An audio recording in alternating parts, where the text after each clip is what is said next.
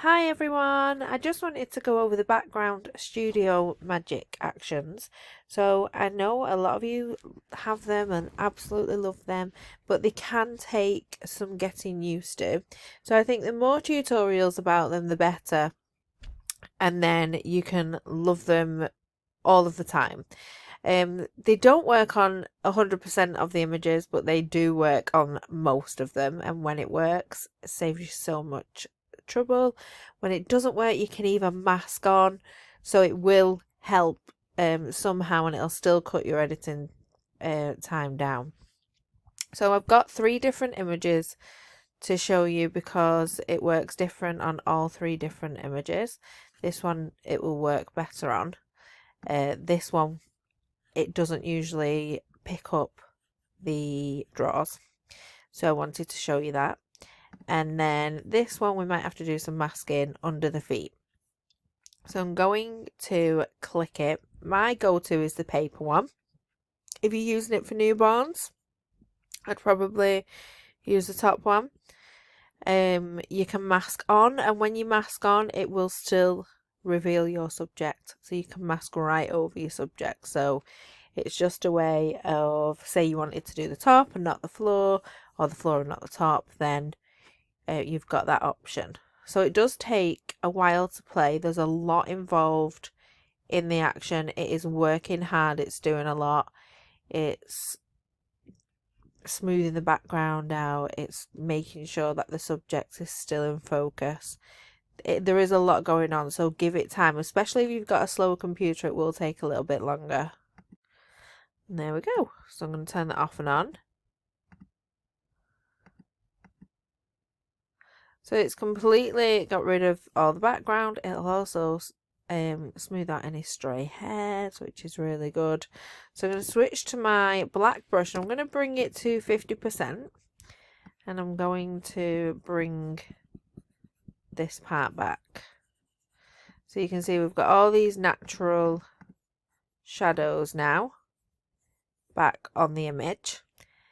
So I'm going to make my brush smaller and switch to my white brush. I'm staying at 50%, and I'm just going to bring a little bit of that back. So bring some of the action back, and then I'm switching to my black brush again and just bringing a little bit of that back. Now what I'm going to do is add a background layer. I'm going to use the action for speed, but there are lots of tutorials how to make a background layer. And I'm going to go onto my patch tool, and I'm just going to patch that line away. And then this little bit where the shadow is there. Okay, so let me group these together. If I was to fix that background with the patch tool or the clone tool, it would take ages.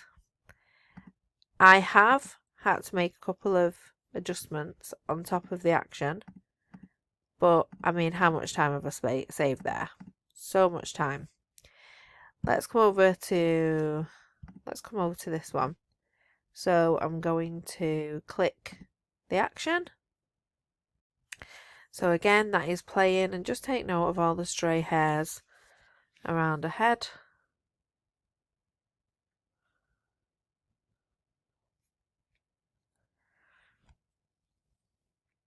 And we've got all these individual flowers as well.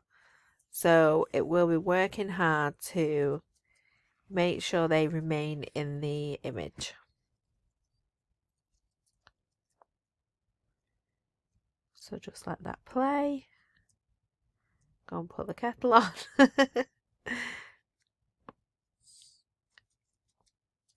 And the thing is, it may take a couple of minutes to run, but it's worth waiting the couple of minutes and spending 20 minutes on fixing a background. So there we go. And look at those stray hairs. Gone.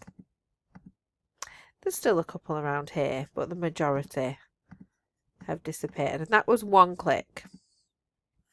So let's come over to this image, which it does struggle a little bit more with. So I am just going to brighten a touch, just so we can see a little bit more what's going on. Let's we didn't need to flatten that. It will work on top of layers. So again, I'm going to, let's do mask on. So let's do paper mask on. And I will invert it so you can see what it would actually do if we wasn't masking on. So you still get to see how it would pick this up. But you can also see how I would use mask on as well. And it's the same principle for the top two as it is the bottom two. It's the exact same principle. There's nothing different.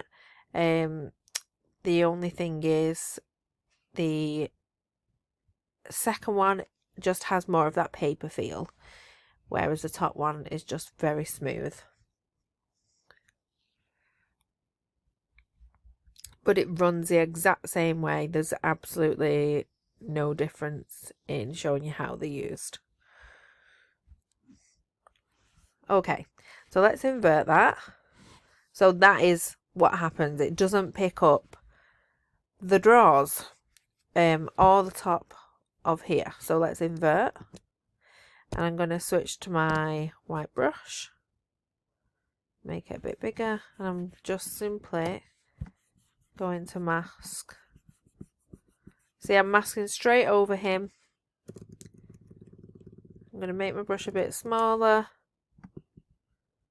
and go around there, then switch to my black brush and just remove that. And when I've just gone over then and forgot about the drawers,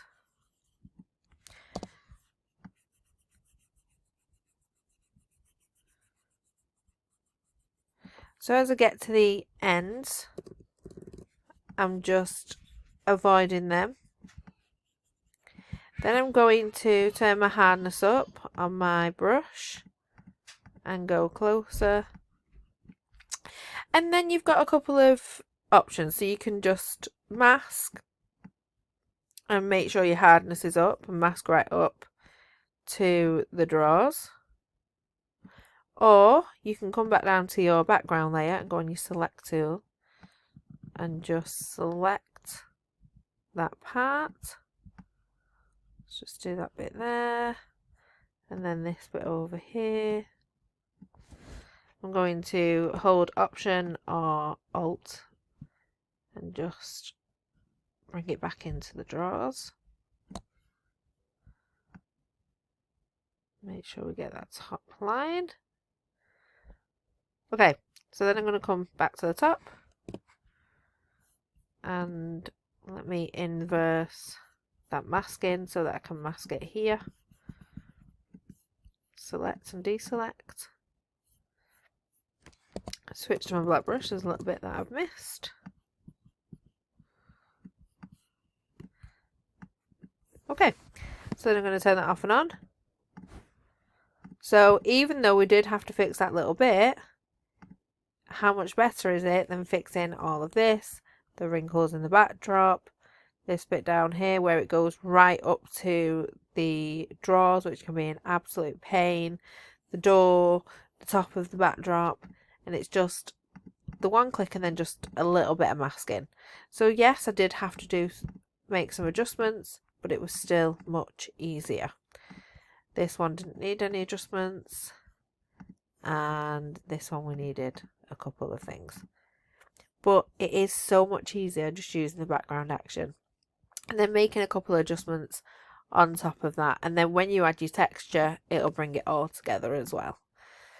So I hope this helps. If you've got any really tricky backdrops that you want me to show you how I would use the backdrop action on, feel free to send me an email with the image and I can do you a little tutorial. I obviously can't get around everyone, but I will get around as many people as I possibly can, and I'll either post it into the group or I will email it you back. So if you do send me the email, just beware that it may be posted into the group. So take care everyone, and I really hope this helps.